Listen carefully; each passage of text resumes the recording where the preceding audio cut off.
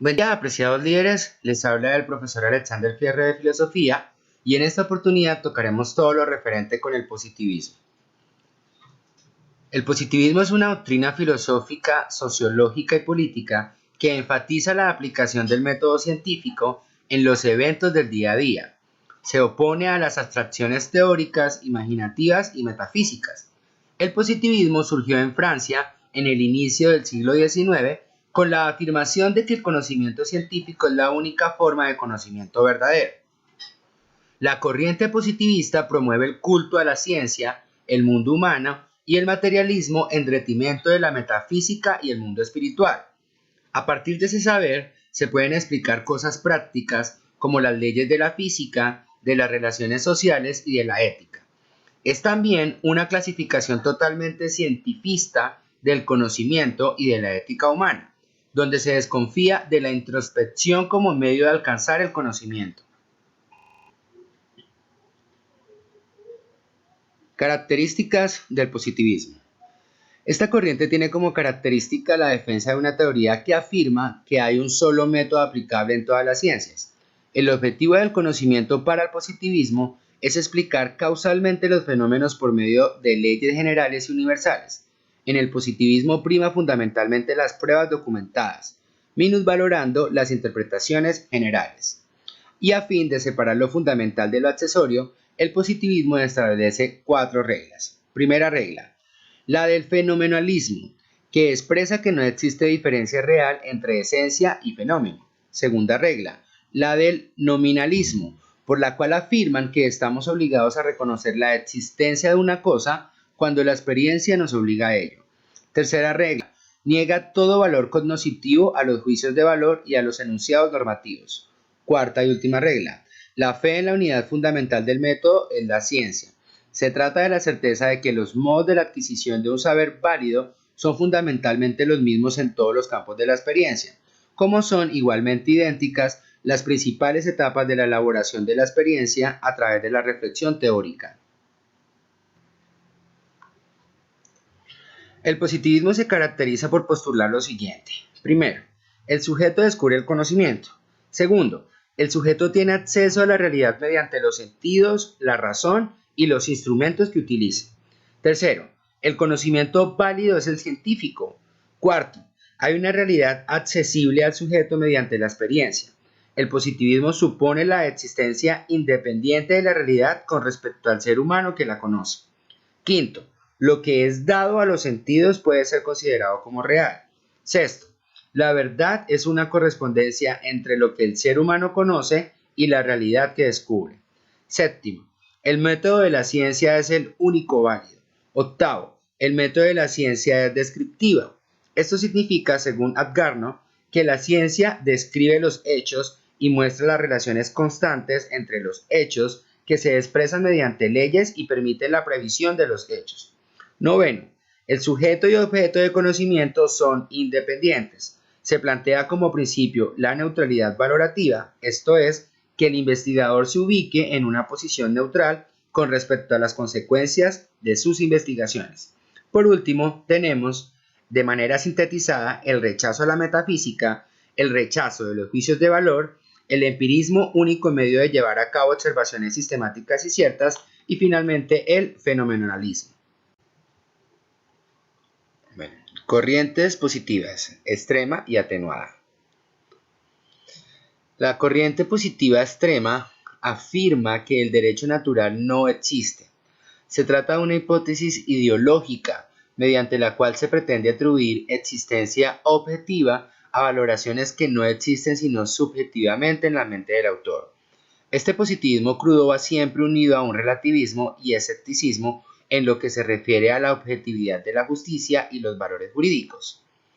Este sostiene que la creación normativa está sometida solamente a ciertas estructuras formales, pero que dentro de ellas dicha creación es completamente libre y depende por completo del árbitro del órgano. El positivismo atenuado considera como objeto propio de su estudio en primer lugar la creación de los órganos de una comunidad, es decir, la ley, pero admite junto a ella y en forma complementaria la presencia del derecho natural. El derecho natural sirve de complemento al derecho positivo. Es la posición que se atribuye a Vélez-Sarsfield en el artículo 16 de nuestro Código Civil. Si una cuestión no pudiera resolverse ni por las palabras ni por el espíritu de la ley, se atenderá a los principios de leyes análogas. Y si aún la cuestión fuere dudosa, se resolverá por los principios generales del derecho.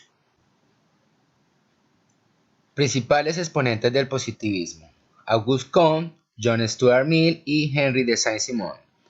Auguste Comte fue el padre del positivismo y el primer teórico que empezó a hablar del término sociología.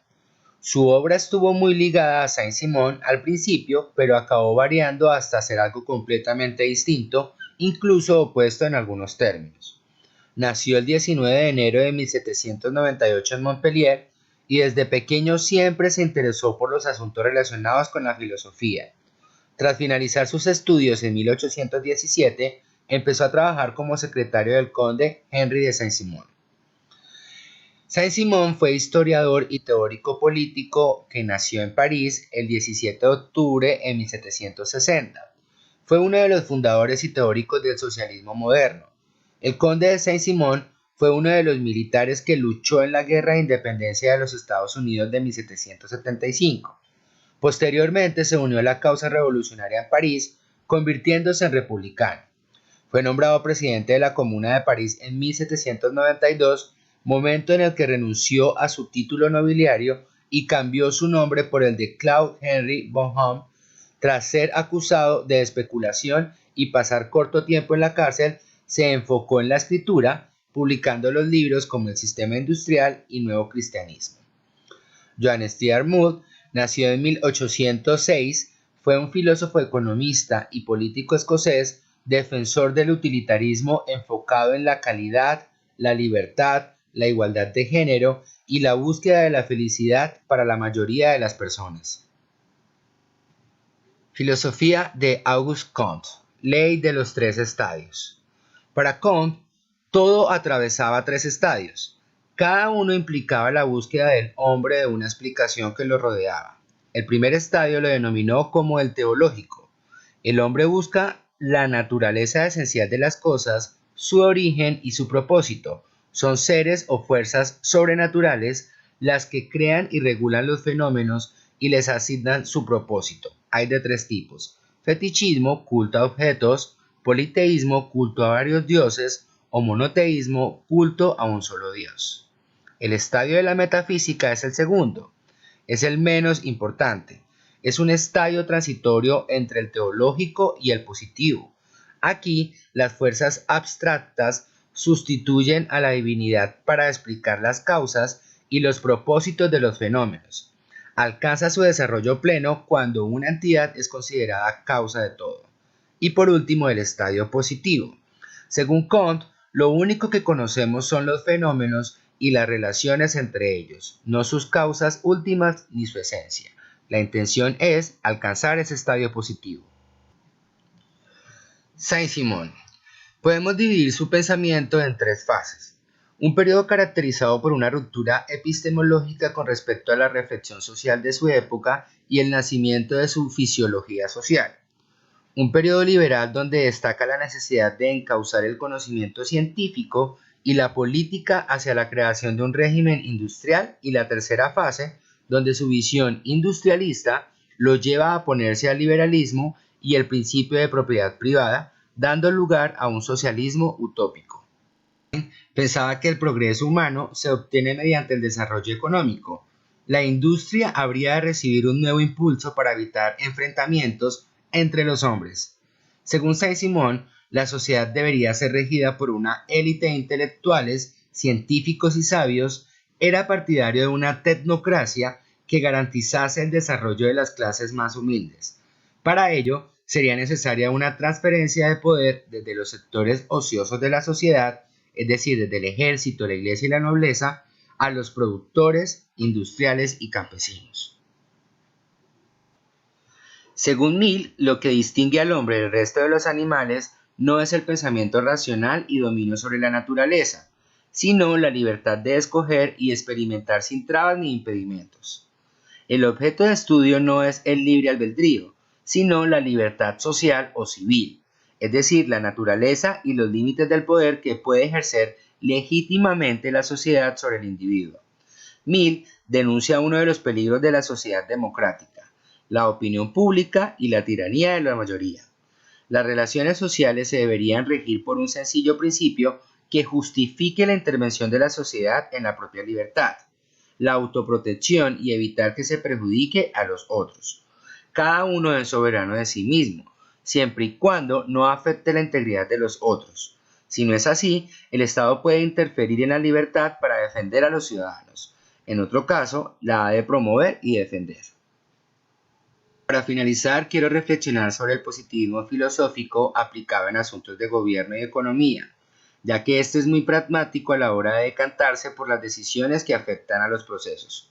En este sentido, una conducta positivista buscará mejorar la organización, ser más eficiente en el uso de los recursos y maximizar las ganancias, por lo que es importante tenerlo como modelo de pensamiento. Hasta aquí llegamos, chicos.